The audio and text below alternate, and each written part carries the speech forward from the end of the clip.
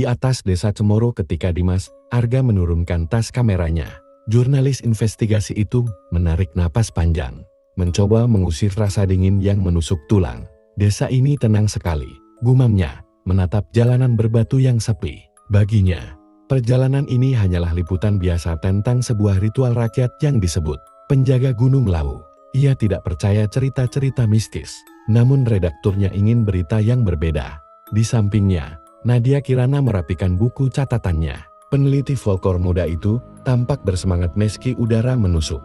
Dimas, jangan anggap remeh. Ritual ini sudah berlangsung ratusan tahun. Ada nilai sejarah yang penting, katanya pelan. Nadia memang peka terhadap hal-hal gaib, tapi ia tetap metodis, selalu berusaha memahami makna di balik tradisi. Seorang pria berperawakan tegap mendekati mereka. Selamat datang di Cemoro, sapa Pak Wijaya, kepala desa. Senyumannya ramah, namun matanya menyimpan kecemasan. Aku sudah diberitahu kalian ingin meliput ritual, tapi ingat, tidak semua boleh dilihat. Sebelum Dimas sempat menjawab, seorang pemuda kurus berumur sekitar 19 tahun berlari kecil mendekat. Pak, saya Reno, bisa saya tunjukkan jalur ke lereng? Katanya antusias. Ia jelas penasaran dengan kedatangan orang kota ini.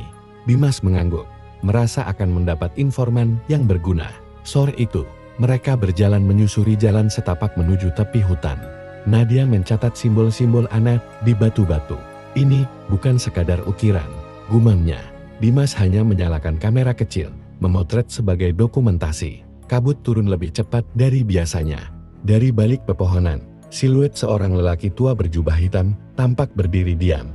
Wajahnya tak jelas, tapi sorot matanya tajam seperti menembus kabut. Mbah Surya, penjaga Gunung Lawu, mengangkat tangan seolah memberi tanda berhenti. Udara tiba-tiba dingin dan hening. Reno yang biasanya cerewet mendadak terdiam. Siapa dia?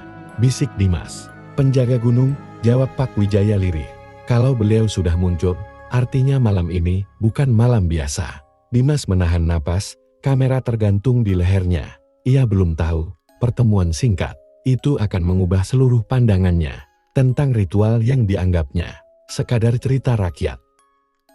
Dimas Arga duduk di beranda penginapan sederhana, menatap pegunungan yang dibalut kabut. Rekaman kameranya dari semalam hanya berisi gambar-gambar kabur, seperti ada gangguan tak terlihat. Aneh gumamnya, meski skeptis. Pertemuan dengan lelaki berjubah hitam semalam terus menghantui pikirannya. Nadia Kirana datang membawa 2 cangkir teh hangat. Kau masih memikirkan dia? Tanyanya. Dimas mengangguk tanpa menjawab. Nadia membuka catatan lapangannya, menunjukkan simbol-simbol yang semalam ia temui di batu. Aku yakin ini semacam penanda ritual. Kita harus tahu kapan dan di mana mereka melakukannya, ucapnya antusias. Pagi menjelang siang, Pak Wijaya datang bersama. Reno, Mbah Surya ingin bertemu kalian di balai desa, katanya datar. Dimas sempat terkejut, ia tak menyangka penjaga gunung itu yang akan mendatangi mereka duluan. Mereka pun berjalan bersama menembus jalan setapak berlumut. Di balai desa yang reman, Mbah Surya sudah menunggu. Wajahnya keriput namun sorot matanya tajam. Ia tak mengenakan jubah hitam, melainkan kain lurik sederhana. Namun orangnya tetap sama, tenang, penuh wibawa. Kalian orang luar, ucapnya pelan tapi tegas. Apa yang kalian lihat semalam hanyalah permukaan. Jangan pernah mencoba datang saat ritual berlangsung. Dimas menatapnya langsung. Kami hanya ingin tahu kebenaran, Mbah. Kami tidak berniat merusak. Ritual itu bukan tontonan, sahut Mbah Surya. Keseimbangan gunung ini dijaga oleh janji yang tak bisa kalian mengerti. Jika dilanggar, akibatnya berat. Nadia mencoba bersuara lembut. Kami hanya ingin memahami tradisi ini, supaya orang lain juga menghargainya. Mbah Surya memejamkan mata sejenak, lalu berkata, mengerti boleh, tapi jangan mengintip. Kalau waktunya tiba, kalian akan tahu sendiri. Ia bangkit, melangkah keluar. Udara di ruangan mendadak lebih hangat setelahnya, seolah ketegangan ikut pergi bersama sosok tua itu. Reno menelan ludah. Aku sudah sering dengar cerita, tapi baru kali ini, aku lihat Mbah Surya bicara sedingin itu, katanya pelan. Pak Wijaya menghela napas. Kalian sebaiknya dengar nasihatnya. Gunung ini punya caranya sendiri, menjaga rahasia. Dimas mengepalkan tangan. Larangan itu justru membuatnya semakin penasaran. Dalam hati ia bertekad, Ia harus tahu apa yang sebenarnya terjadi di ritual tengah malam itu. Nadia menatapnya khawatir, seperti bisa membaca niatnya. Ia tahu perjalanan mereka baru saja dimulai. Dimas, Arga berdiri di depan penginapan, menatap jalur pendakian yang mulai tertutup kabut. Larangan Mbah Surya kemari justru membuatnya semakin bertekad. Ia membawa ransel kecil berisi kamera dan senter. Aku hanya ingin lihat sekilas, bukan mengganggu, bisiknya pada diri sendiri. Nadia Kirana muncul dari dalam kamar, membawa jaket tebal. Aku ikut, katanya singkat. Wajahnya serius, berbeda dengan antusiasmenya kemarin. Kalau kau tetap nekat mendaki malam-malam, aku tak mau kau sendirian. Minimal ada yang mengingatkan. Reno diam-diam sudah menunggu di gerbang desa. Pemuda itu tampak gelisah, tapi rasa penasarannya lebih kuat.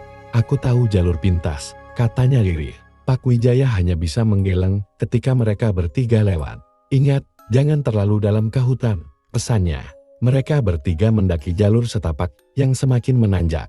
Pohon-pohon pinus berderet seperti penjaga sunyi.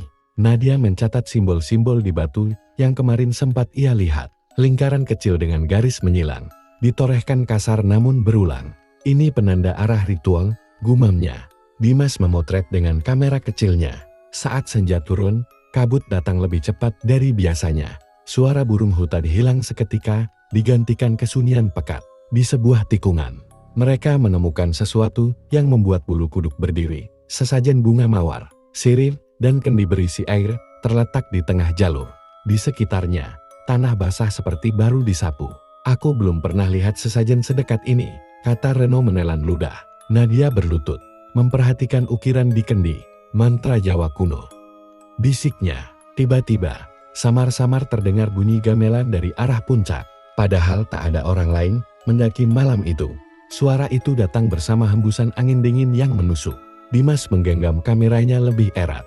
Wajahnya pucat, tapi ia tetap melangkah. Itu suara apa? Gumamnya. Nadia menatapnya khawatir. Sepertinya ritual sudah dimulai. Kita harus hati-hati. Kabut semakin tebal, hingga hanya sejengkal di depan mereka yang terlihat. Dari kejauhan, siluet seorang lelaki berjubah hitam tampak berdiri menghadap arah. Puncak punggungnya tegap, seolah sedang mengawasi jalur. Reno berbisik gemetar, Mbah Surya. Dimas merinding. Ia sadar, mereka tidak lagi sekadar pengamat. Mereka baru saja memasuki lingkaran rahasia yang selama ini dijaga ketat oleh penjaga Gunung Lawu. Angin malam berhembus dingin ketika Dimas Arga, Nadia Kirana, dan Reno sampai di area datar di dekat puncak Lawu, jam di tangan. Dimas menunjukkan hampir tengah malam. Kabut semakin pekat, seolah-olah hutan menutup diri. Cahaya senter mereka hanya membentuk lingkaran kecil yang goyah di tanah berlumut.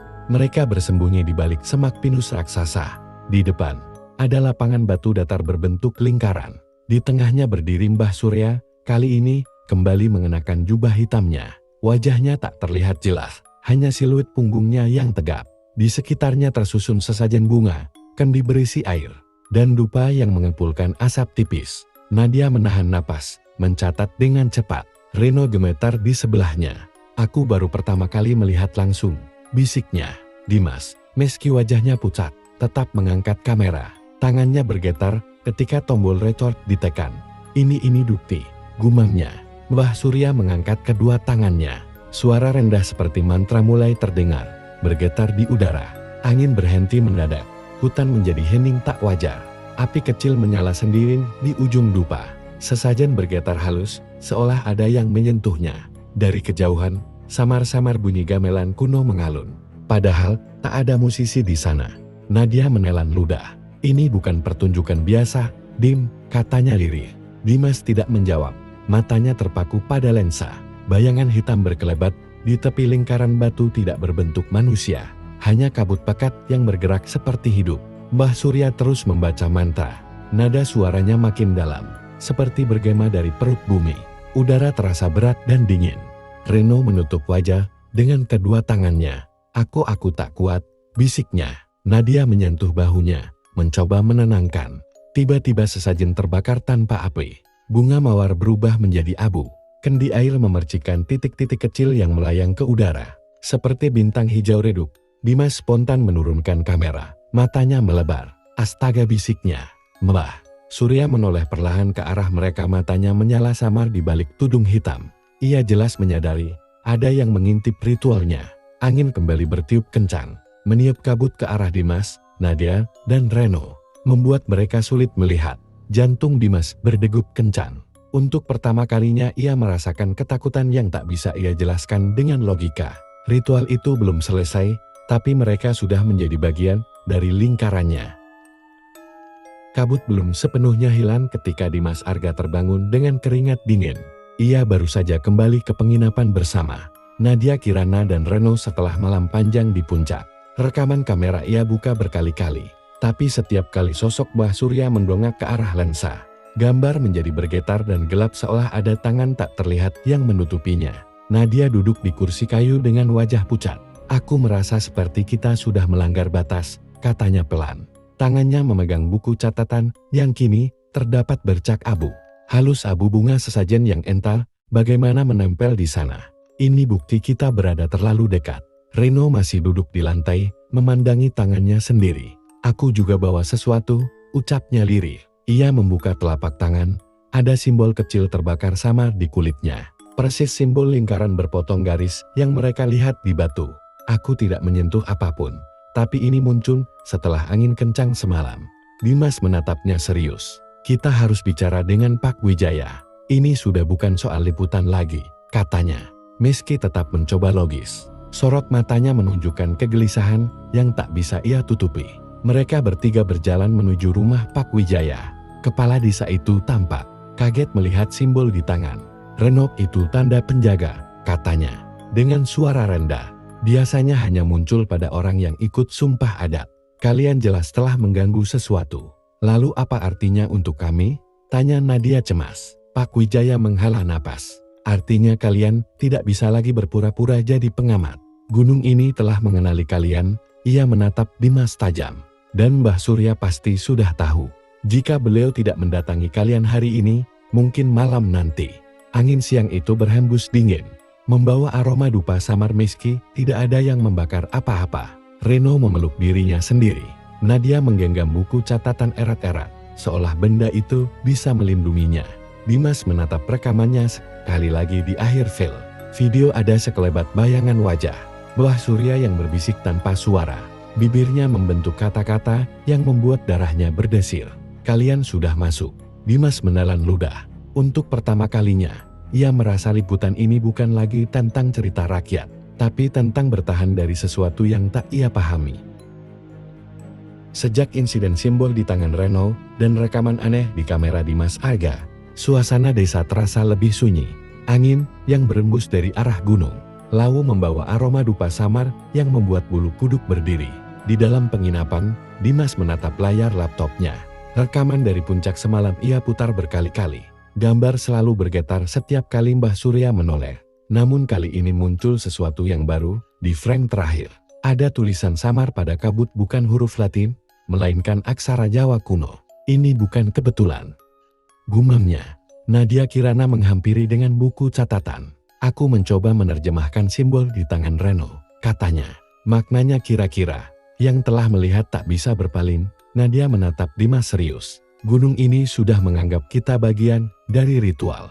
Reno duduk gelisah di sudut ruangan, tangannya masih berbalut kain. "Aku mendengar suara gamelan lagi barusan," bisiknya. "Padahal kita di penginapan."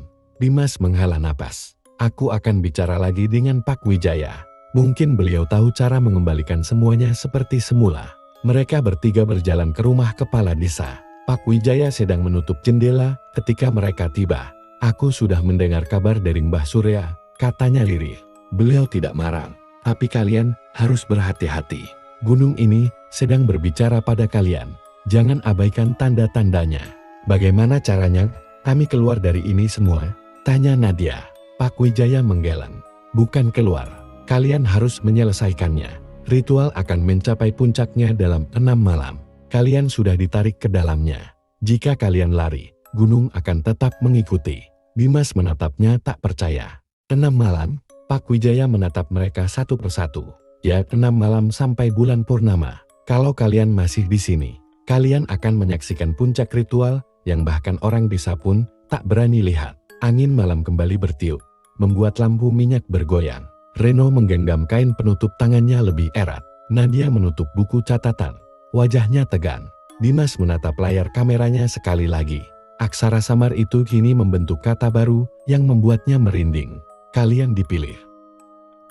Hujan rintik turun ketika Dimas Arga, Nadia Kirana, dan Reno melangkah masuk ke pondok kayu sederhana di kaki gunung.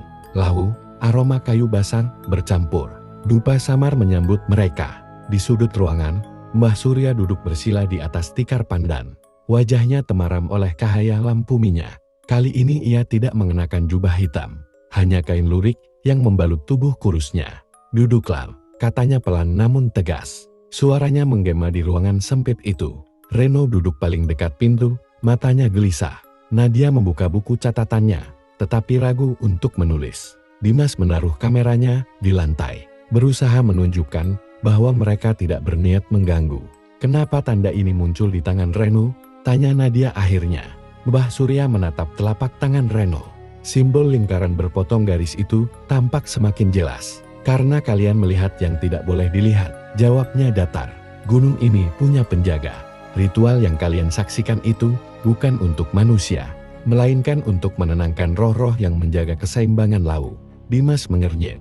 Roh-ran, maksudnya semacam makhluk gaib. Makhluk gaib bagi kalian, tapi bagi kami mereka bagian dari alam, jawab Mbah Surya tenang.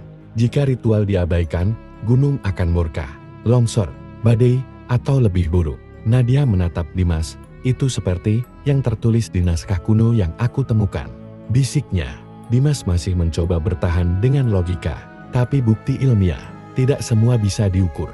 Potong Mbah Surya, kalian sudah masuk ke dalam siklus. 6 malam ke depan adalah puncaknya. Jika kalian tak ikut, gunung tetap akan menuntut. Reno menelan ludah. Apa yang harus kami lakukan? Mbah Surya menarik napas panjang. Kalian harus datang ke ritual terakhir, bukan sebagai pengintip, tapi sebagai saksi yang diizinkan. Hanya dengan begitu gunung akan melepaskan tanda itu. Angin malam mendesir lewat celah dinding, membuat lampu minyak bergoyang. Dimas merasakan bulu kuduknya berdiri. Untuk pertama kalinya, ia melihat sorot mata Mbah Surya bukan hanya penuh misteri, tetapi juga lelah, seolah menanggung beban rahasia ratusan tahun. Aku tidak memaksa, ucap Mbah Surya pelan. Tapi pilihlah dengan bijak, gunung sudah mengenali kalian. Hujan berhenti menjelang dini hari, meninggalkan kabut pekat yang menyelimuti lereng Gunung Lawu. Dimas Arga, Nadia Kirana, dan Reno berjalan menuruni jalan. Setapak setelah pertemuan dengan Mbah Surya malam sebelumnya, suasana desa seakan berubah. Anjing-anjing tidak menggonggong. Pintu-pintu rumah tertutup rapat, dan hanya suara gemerisik dedaunan yang terdengar. Reno menatap tangannya yang masih berbalut kain. Simbolnya makin jelas, bisiknya kadang terasa panas. Dimas menahan napas. Mbah Surya bilang kita harus jadi saksi ritual terakhir. Mungkin itu satu-satunya jalan, meski ia berusaha terdengar tegas. Suaranya sendiri bergetar. Nadia membuka buku catatannya. Aku menemukan catatan tambahan di naskah kuno, katanya lirih. Disebutkan bahwa saksi akan diperlihatkan asal mula. Itu bisa berarti apapun. Kabut di depan mereka tiba-tiba bergerak, seperti ditiup angin, meski udara sama sekali tak berhembus. Di balik kabut, muncul bayangan samar bukan manusia, lebih tinggi dan ramping, dengan wajah tak terlihat. Reno terhuyung mundur. Kalian lihat itu, suaranya serak. Dimas segera mengangkat kameranya, tapi layar hanya menampilkan gambar berderak hitam putih. Aku tidak bisa merekamnya, gumamnya. Bayangan itu memandang mereka beberapa detik, lalu lenyap begitu saja. Mereka bergegas menuju penginapan.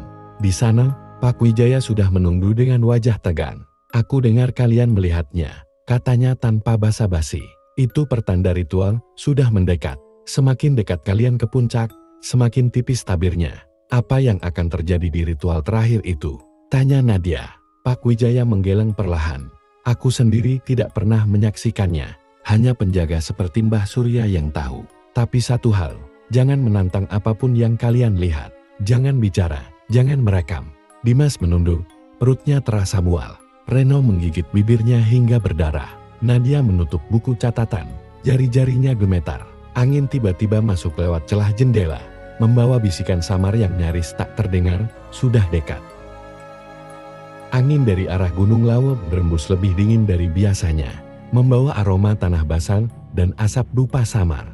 Dimas Arga duduk di tepi ranjang penginapan, menatap kamera yang kini mati total. Sejak kemarin malam, baterai selalu penuh, namun mendadak kosong setiap kali dia mencoba merekam.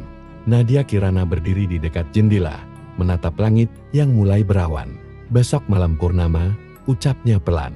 Ritual terakhir yang disebut Mbah Surya akan terjadi. Kita tak punya pilihan lagi. Reno duduk di kursi, memegangi tangannya yang kini semakin jelas, menampakkan simbol lingkaran, berpotong garis. Rasanya panas, seperti terbakar dari dalam, katanya lirih. Matanya tampak sayu, tapi ia berusaha tetap tegar. Dimas bangkit, berjalan mendekati mereka. Kita harus siapkan mental. Tidak ada kamera, tidak ada catatan. Kita hanya datang sebagai saksi, seperti yang diminta Mbah Surya. Suaranya tegas, namun wajahnya tetap pucat. Nadia menutup buku catatannya dengan gemetar. Aku terbiasa mencatat. Dim, rasanya aneh harus meletakkan semua itu. Ia menghela napas. Tapi mungkin memang itu syaratnya. Di luar, desa terasa makin sunyi. Lampu-lampu rumah penduduk padam lebih cepat. Seperti ada perintah tak tertulis. Pak Wijaya datang membawa sebuah bungkusan kain putih. Ini untuk kalian, katanya. Kain penutup kepala. Kalian harus memakainya saat ritual, agar roh gunung mengenali kalian sebagai tamu, bukan pengganggu. Reno menerima kain itu dengan tangan gemetar. Apa yang akan kita lihat besok? Pak Wijaya hanya menggeleng.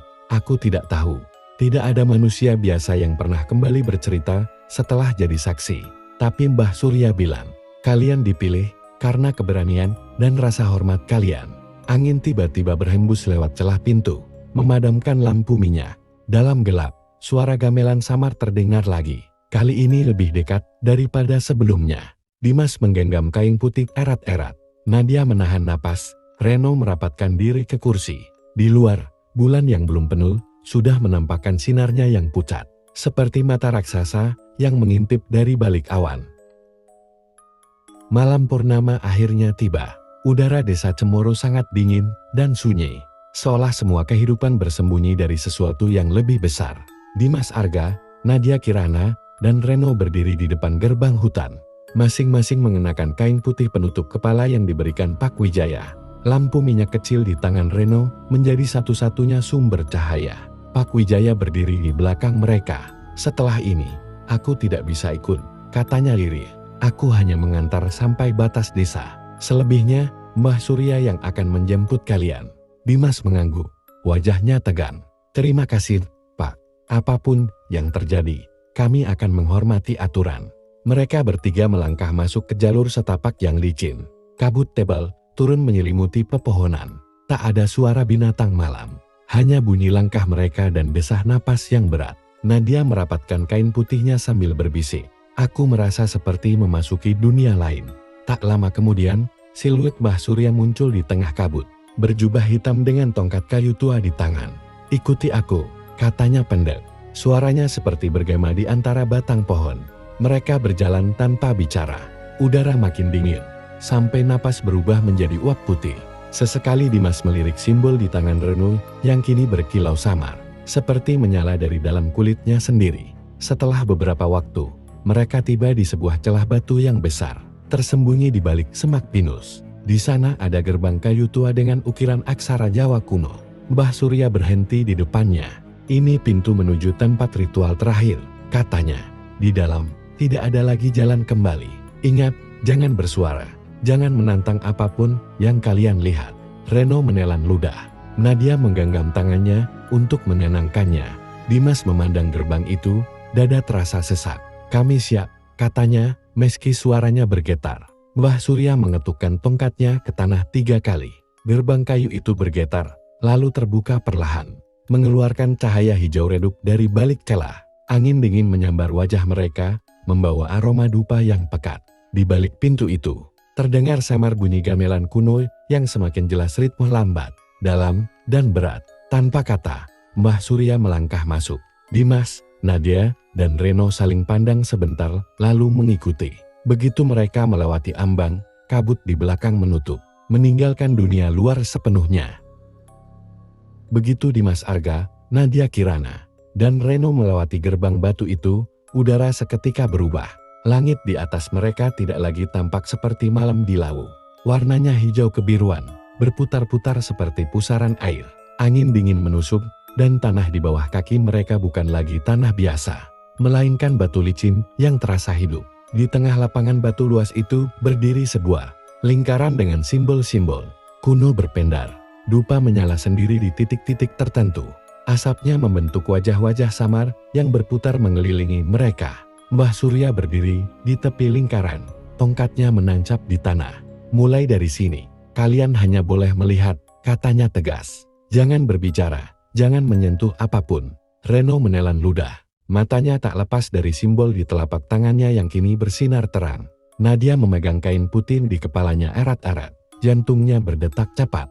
Dimas menatap sekeliling dengan rasa takjub bercampur takut. Untuk pertama kalinya ia benar-benar percaya bahwa ia berada di tempat yang bukan dunia biasa. Dari kabut di sekeliling lingkaran, muncul barisan sosok tinggi berbalut kain putih lusuh. Wajahnya tertutup bayangan. Mereka berjalan pelan mengitari lingkaran, mengeluarkan suara yang bukan bahasa manusia, seperti dengungan rendah bercampur alunan gamelan. Setiap langkah mereka membuat tanah bergetar. Nadia berusaha tetap tenang, tetapi air matanya menetes tanpa sadar. Dimas menunduk, menahan napas, agar tidak mengeluarkan suara. Reno memejamkan mata erat-erat. Simbol di tangannya berdenyut, seirama dengan langkah para sosok itu. Mbah Surya mengangkat tangannya tinggi-tinggi, membaca mantra yang lebih panjang dari sebelumnya. Udara menjadi berat, cahaya hijau semakin terang. Sosok-sosok tinggi itu berhenti bergerak, lalu menghadap ke arah Dimas, Nadia, dan Reno secara serentak. Mata mereka yang tersembunyi memancarkan kilatan putih pucat. Dalam diam yang mencekam itu, Nadia merasakan sesuatu masuk ke pikirannya, kilasan gambar hutan, sungai darah, gunung runtuh, dan wajah Mbah Surya yang jauh lebih muda, berdiri di tempat yang sama. Ia tersentak, hampir berteriak, tetapi menutup mulutnya sendiri. Dimas merasakan hal serupa, seolah gunung sedang berbicara langsung padanya, tanpa kata-kata, hanya rasa. Reno menggigil hebat, lututnya hampir tak kuat menopang tubuhnya. Mbah Surya menurunkan tangannya perlahan. Satu malam lagi, bisiknya lirih, hampir tak terdengar. Besok purnama penuh, saatnya kalian melihat inti dari semua ini. Bulan purnama memuncak di langit aneh berwarna hijau kebiruan. Cahaya dinginnya menyinari lingkaran batu di mana Dimas Arga, Nadia Kirana, dan Reno berdiri. Bersama Mbah Surya semua. Sosok tinggi berbalut kain putih, kini berlutut menghadap pusat lingkaran. Udara bergetar seperti di dalam lonceng raksasa. Gamelan kuno terdengar semakin jelas, seolah dimainkan oleh tangan tak terlihat. Simbol di tangan Reno nyala terang, memancarkan cahaya yang menyambung ke simbol di tanah. Nadia menahan napas, matanya terbelalak melihat cahaya itu bergerak membentuk aksara kuno di udara.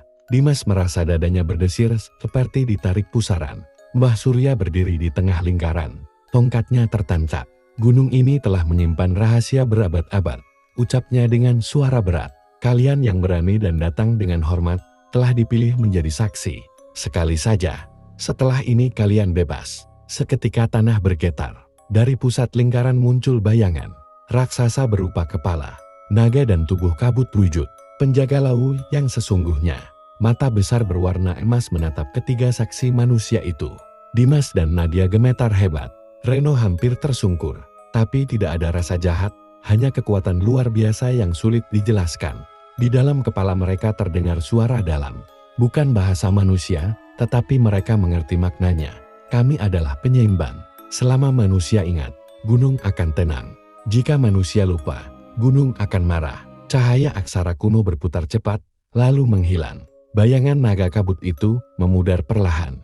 Sosok-sosok tinggi berdiri, lalu lenyap satu persatu ke dalam kabut. Mbah Surya menutup ritual dengan mengetukkan tongkatnya ke tanah. Angin berhenti, suara gamelan sirna, langit kembali normal. Simbol di tangan Reno perlahan memudar hingga lenyap. Nadia mendapati air matanya jatuh tanpa sadar. Dimas menunduk, napasnya berat.